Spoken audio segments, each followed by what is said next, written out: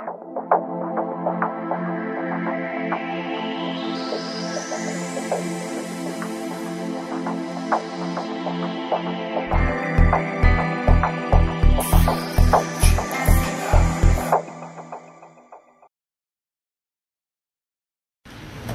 think we live in extraordinary times, and that's why I think we are all here.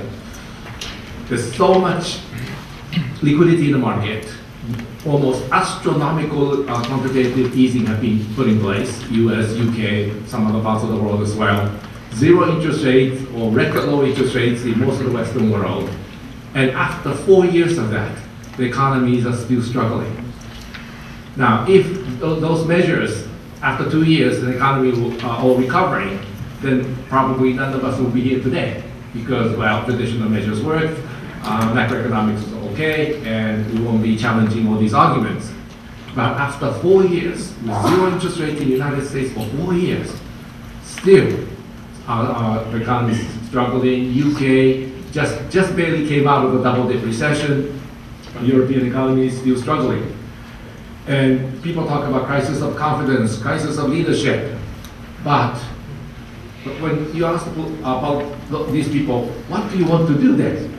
Then there's so many different arguments out there. Some people say, no, you should do more monetary stimulus, just one more step and things will happen. Others will say, no, you're going to trash the currency and then have hyperinflation very quickly. People say, let's do more fiscal stimulus. Others are saying, we're not going to leave any more debt to the children. What to do with rating agencies, what to do with all these banking reforms. Do we have to go faster? Do we have to go slower? Structural reform, do we have to go faster? Fast in this environment with this much unemployment? Or no, we have to go slowly because otherwise the whole social network could collapse. All these arguments coming from very respected economists. If you're a political leader in any of these countries, you'll be confused because you don't know who to listen to. And so this is not, in my view, crisis of leadership or crisis of confidence. This is crisis of economics. Because we can't come up with a coherent answer to this question that we are facing. It just so happened, and it's lucky for the West, that Japan went through all of this 10, 15 years ago. Every one of the debates here in Washington, here in Berlin, London, Madrid, every one of those were heard in Tokyo 10, 15 years ago. And Japan was actually downgraded below Botswana in Africa by Moody's just 10 years ago. And Japan was providing some aid to Botswana, and the recipient of the aid had higher rating than what was provided. It did not go very well with the Japanese, as you can imagine. And after all that debate, it came to us that, well, this came to me, that we are actually facing a completely different disease. Kind of recession we never learned in universities. You people from the universities, I'm sorry, but and certainly not in the business schools, because the private sector was actually minimizing debt. They are not maximizing profits. And you know that most of the economic theories we learn in schools and we teach to students are based on the assumption the private sector is maximizing profits. And all the elaborate theories on top of it. But what happens when the fundamental assumption is shifted? The private sector minimizing debt. And you may say, gee, the private sector minimizing debt, how can you tell the private sector is minimizing debt? Well, this is a chart for Japan's flow funds. Now, I don't know how many of you are familiar with flow funds. Those of you who work for the central bank, I'm sure you know how to read this thing, but let me explain how this chart is put together. I have an easy chart to work with, but that's gone, so I have to use this one.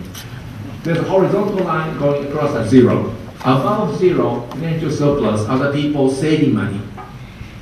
Strict definition is slightly more complicated, but just for these purposes, it's easier to think of these as people saving money. Below zero, financial deficit are the people who are borrowing and investing money. And there are 4 lines here: household line, government line, corporate line, and the rest of the world line. If you add the 4 lines together, you're supposed to get 0. That's how these things are put together. Which means in each of these years, which part of, in this case, United States, in this case, Japan, which part of the Japanese economy was borrowing and investing money, and which part of the Japanese economy was saving money.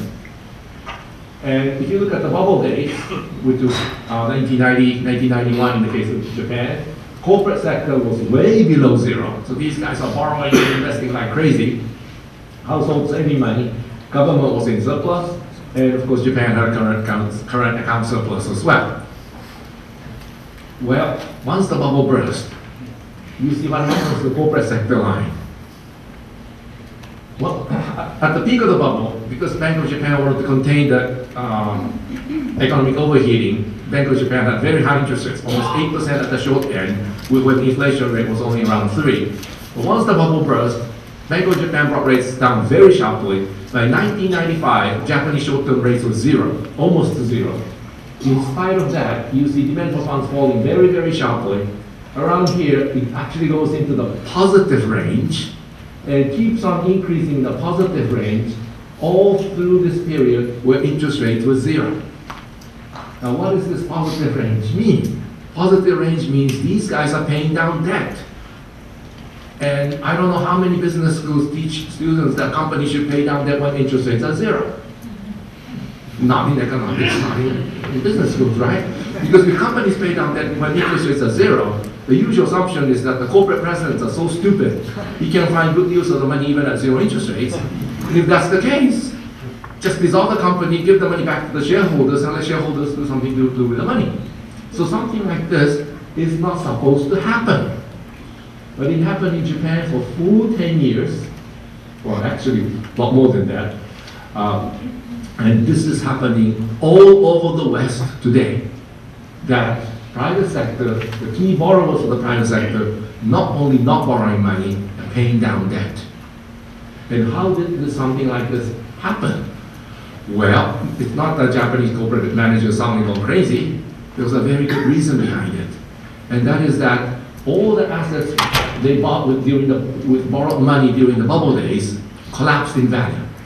As the prices collapsed, all the liabilities remained, and suddenly millions of Japanese companies realized that their balance sheet's underwater.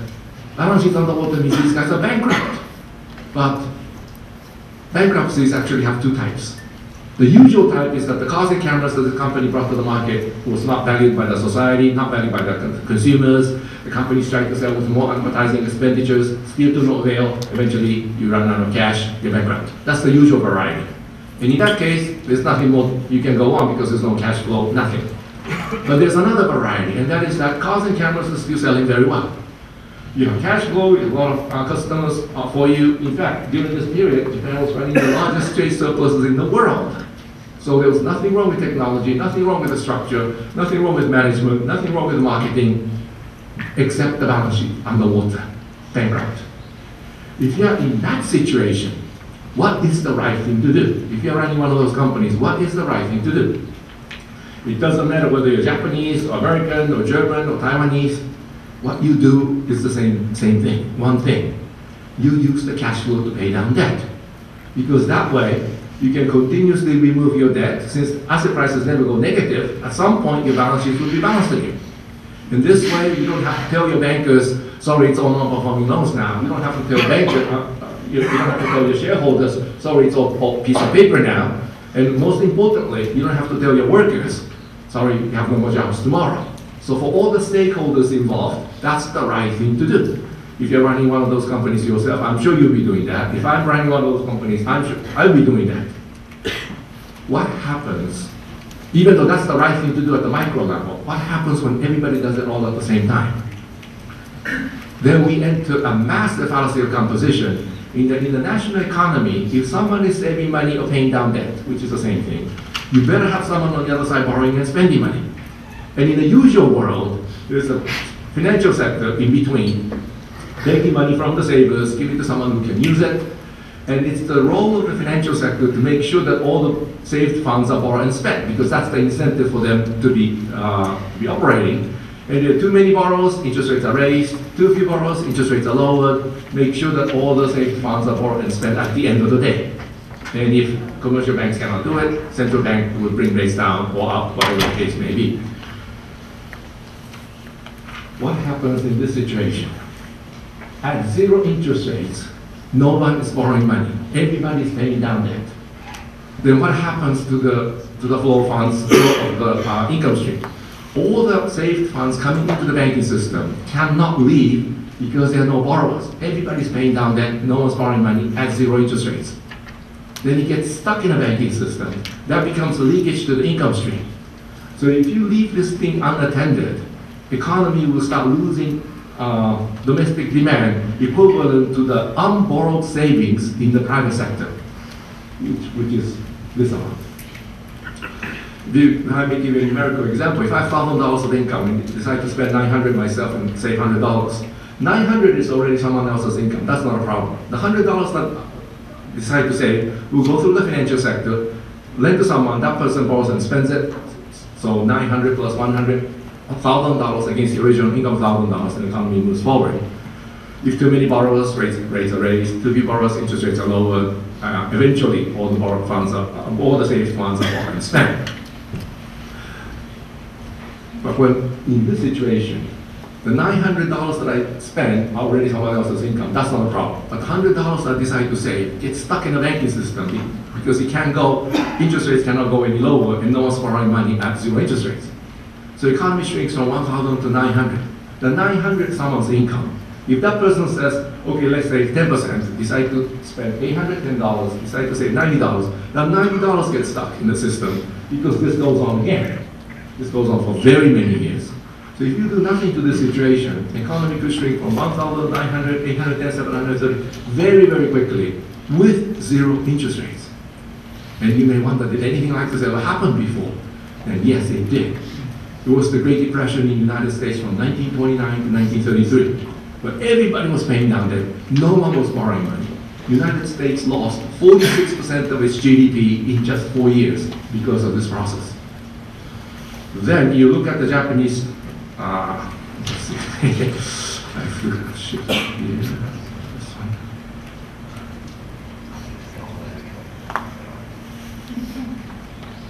This is what happened to Japanese GDP, both in nominal and real terms.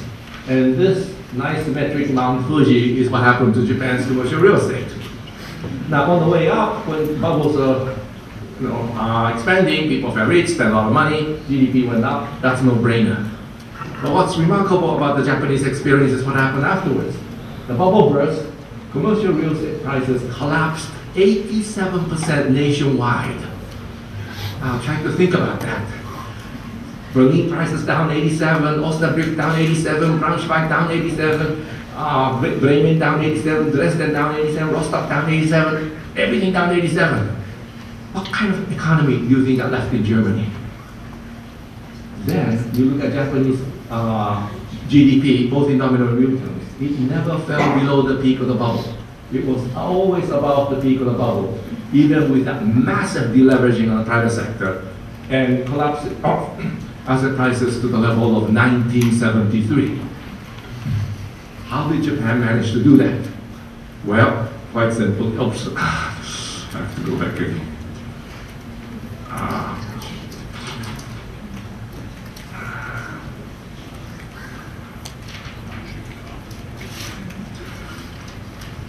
Basically, the government borrowed $100 and spent it.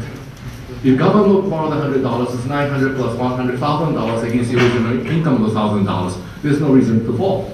And at that time, Japan was blessed with this political party called Liberal Democrats, who were highly liberal with public spending. So as soon as the country began to weaken, they said, let's build roads, bridges, thinking that they will do the pump priming, get the economy moving. Every time they put in the fiscal stimulus, of course, the economy responded, but every time they took it away, the economy tanked again. Why didn't the pump priming fail to come in? Well, if the private sector is repairing balance sheets, I'm afraid pump priming won't work because all the money I quickly used to pay down debt. And then liberal Democrats being liberal Democrats, they put in another fiscal stimulus, the economy moving again, and that's how Japan managed to keep its GDP from falling. Well, so no matter how bad the bubble is, and then the bursting of it, if you put in the necessary fiscal stimulus from the very beginning and keep it there, it is possible to keep the GDP from falling, allow the private sector to have the income to pay down debt, And once the private sector balance sheets are repaired, then you go on repair corporate, the private sector balance sheet, public sector balance sheets. Well, if that's the entire story, I can just finish here, have a happy ending, so forth. But it didn't work out that way either in Japan either. There were two mistakes made, 1997 and 2001. Now this is what happened. The white bars are the tax receipts, purple bars are the budget deficit. In 1997, IMF, OECD, those people who know nothing about anything, you're building bridges to nowhere, roads to nowhere, economy going nowhere, and you have an aging population. You better cut your budget deficit. And I was already advising Prime Minister at the time. I said, no, you don't cut now. If you cut, the whole thing come crashing down. But all these big shots from around the world say, cut, cut, cut, including many economists in Japan. And I'm just a private sector economist, not the Japanese. All these big shots from around the world said, cut. So Prime Minister did cut. Raise taxes, cut spending, quite substantially actually, 3% of GDP. Guess what happened? The economy collapsed, 5 quarters of consecutive negative growth, complete breakdown in the banking system, tax receipts fell, budget deficit actually increased by 68%. Instead of shrinking by 3, it increased by 3% of GDP. It took Japan 10 years to bring this thing back down. And another smaller mistake in 2001, Prime Minister Koizumi also tried to limit the issuance of Japanese government bonds to 30 trillion yen. That's 6% of GDP, so it's still a large budget deficit. But the deflationary gap was bigger than that. And as a result, tax receipts fell, budget deficit increased. So the point is that in this type of recession, fiscal stimulus has to be maintained until private sector balance sheets are repaired. If you try to cut in the middle, the whole thing comes crashing down, and then the problem becomes so much more bigger because asset prices fall even further, people are unemployed, and more people unemployed means more non-performing problems in the banking system, and so forth. So the point is, in this type of recession, if the private sector is minimizing debt, government has to borrow and spend to keep the GDP from falling and allow the private sector to repay its balance sheets. Then how does the world look like from this perspective? Sorry for going back and forth like this. This is the picture for the United States. If you look at during the bubble days, dotted red line, private household, corporate line, the heavy blue line, significantly below zero. That's what you expect to see during the bubble days. Everybody borrowing and spending all sorts of money. Where are they now? This is a corporate line above zero. Household line significantly above zero. You add the two together, it's 8.5% of GDP. US private sector today is saving 8.5% of GDP at zero interest rates. What kind of private sector is this? These guys should be borrowing money like crazy. But they're all paying down debt because of what happened to the housing market and all the other financial assets that came down with the bursting of the bubble. When you have private sector saving 8.5%, you are seriously in recession because just a few years ago, they were borrowing and spending like crazy. So the gap, the jump here, that's what caused the US economy to fall into this recession. And let's see. This is a picture for the UK. Sorry. Same picture. Household sector was borrowing and spending money during the bubble days. Now they're significantly in the positive range. UK corporate sector was always above zero, but they significantly increased savings and debt repayment afterwards. And that's how UK also fell into the balance sheet recession. Oh, sorry, there is no name for this type of recessions in the economics literature, right? Private sector minimizing debt, causing all these problems. So I came up with this term, balance sheet recession, to describe it. UK private sector today is saving almost 5% of GDP at the lowest interest rate in modern British history.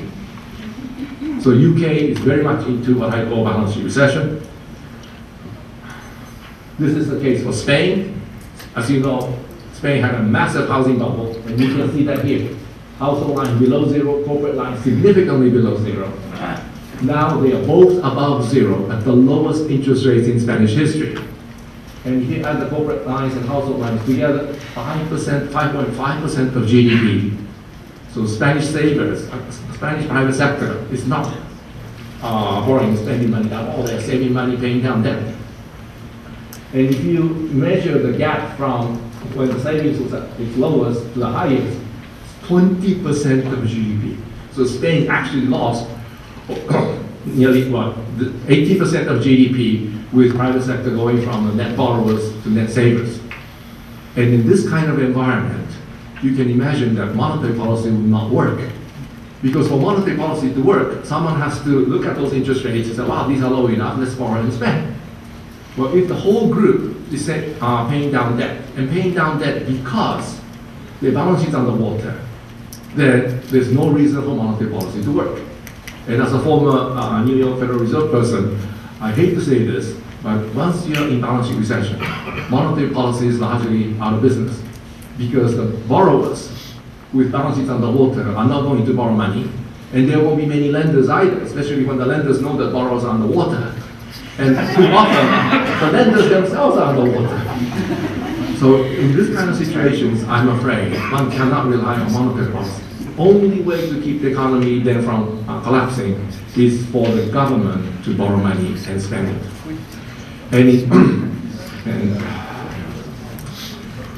This is the case of Ireland, same situation during the bubble days, they were negative. Now they're significantly in the positive range. 10% of GDP is saved by the Irish private sector today. And even Portugal didn't have much of a housing bubble, but once the bubble burst around the world, you see private sector in Portugal increasing quite significantly here, and reducing their fund procurement also significantly. If you look at both the private sector lines together, it's over 4% of GDP at near zero interest rates. And oops.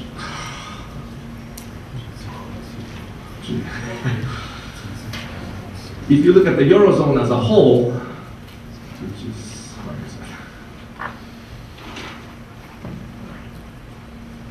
even Eurozone as a whole, you see private sector lines both above zero.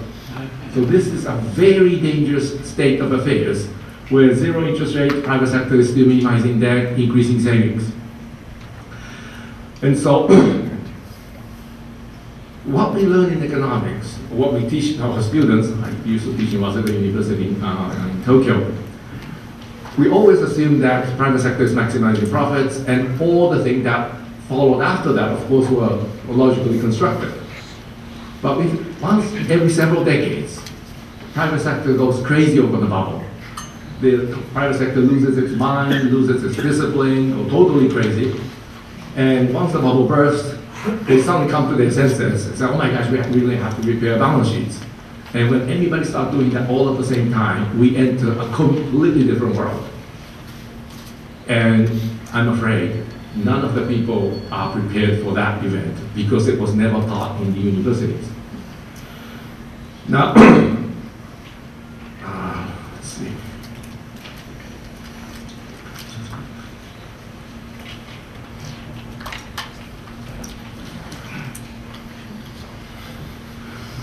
So my conclusion from this is that there are actually two phases to a macroeconomy. And because there's no name for it, I just use the Chinese term yang and yin. Yang means light, and yin means darkness or shadow. If you have a better term, I'm happy for your suggestions. In the textbook world, the yang world, private sector balance sheets are considered strong, clean, presentable. In that case, private sector can take a lot of risks, and of course they're encouraged to take risks. They're forward-looking, maximizing profits. In that world, then the monetary policy will work. Fiscal policy will be counterproductive.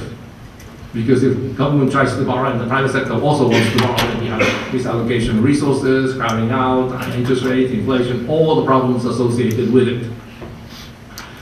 And in that case, interest rates will be relatively high, economy responding to it, savings is a virtue because private sector wants to borrow if there's plenty of savings, and that can be utilized, and the economy picks up, growth will pick up. And monetary policy will be very effective because private sector will respond to interest rate signals.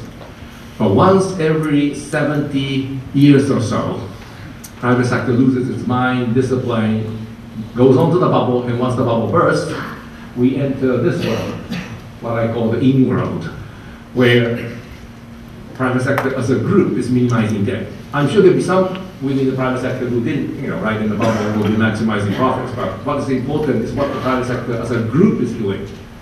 Because if the private sector as a group is paying down debt, deleveraging, then, for example, money multiplier will be negative at the margin. Because bankers cannot lend the money that came back to it.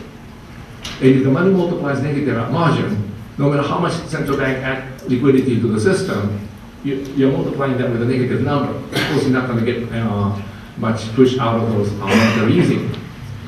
And so, monetary policy becomes ineffective, but fiscal policy becomes super effective because there's no risk of crowding out, because private sector is stuck with excess savings. And there's no possibility of misallocation of resources in ordinary sense, because if the government refuses to borrow and spend that money, those resources will go unemployed, which is the worst form of resource allocation. Prices will be deflationary because everybody's paying down, no one's borrowing money, economy will be very weak. Interest rates will be very low in ordinary countries outside the Eurozone. Eurozone has a separate problem, but I don't think I have the time to explain it. I'm happy to explain it if you ask me that on the Q&A session. And savings is actually a vice, not a virtue in this environment. And there's other implications for the banking crisis. If no one's borrowing money, there's no real reason to rush repairing of the banking system, because if you try to rush the repairing of the banking system, you'll all dump the non-performing loans on the market, asset prices fall even further, and makes everything so much more difficult. So if you're in this world, it's much better to go slow on disposal of non-performing loans in the banking system, because you're not hurting anybody.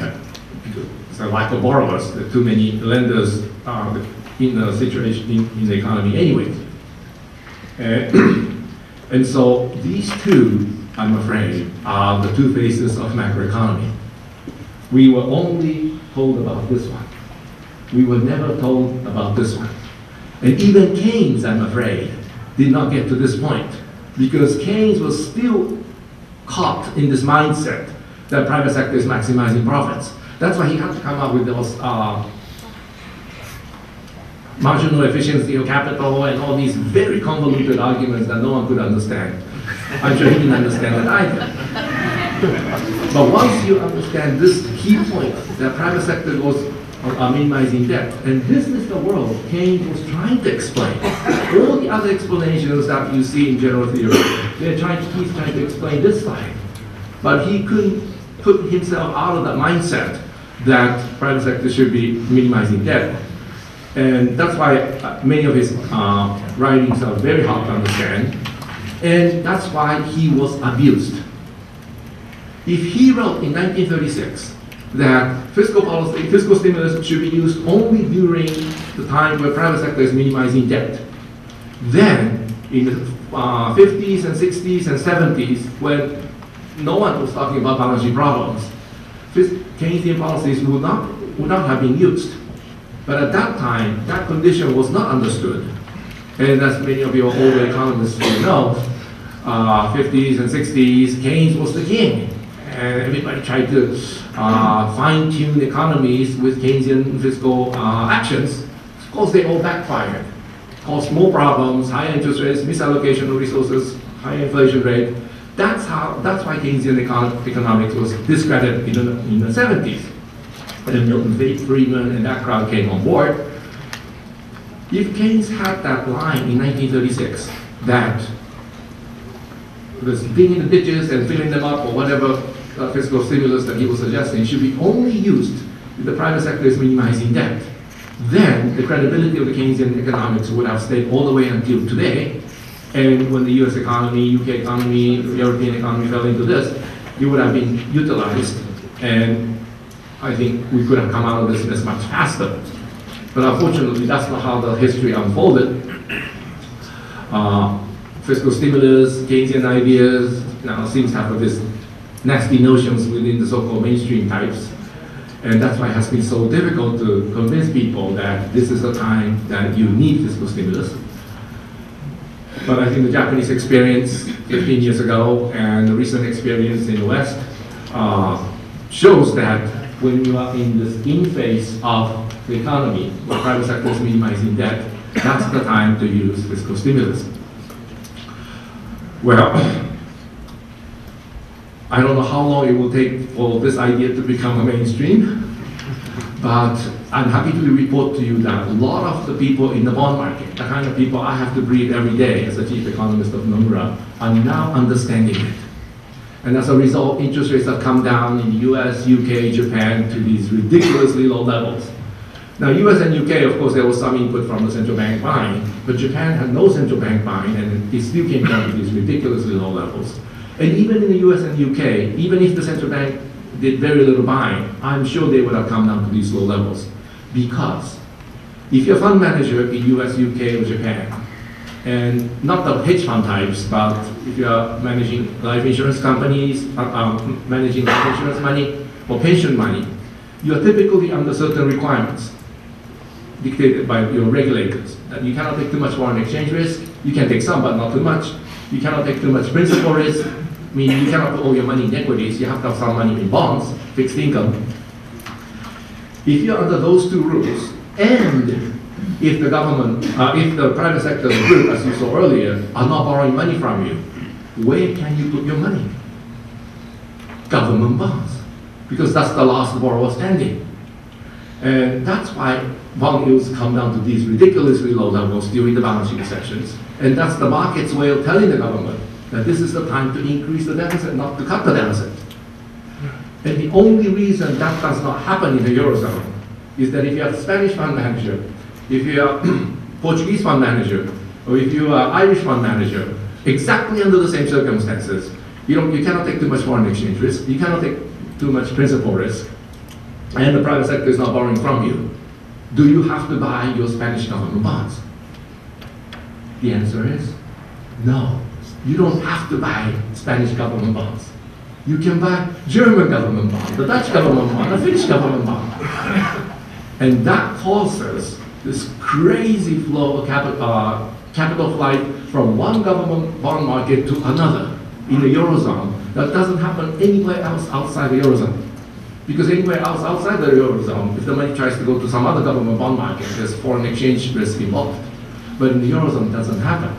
And that's why we have this huge problem in the Eurozone, where people see Spanish, as you saw earlier, Spanish government deficit increasing, money start leaving Spain, and once the money start leaving Spain, interest rates in the government bond market collapses, interest rates goes up, the government panics, says, oh my God, the bond market is against us.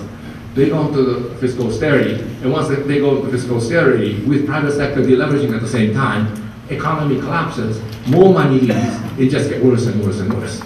So for that, we need some measures to correct it. And I think there are measures that can deal with these issues. But moderator is saying I have run out of my time, so I'll stop here. If you have questions, I can answer them later. Thank you very much.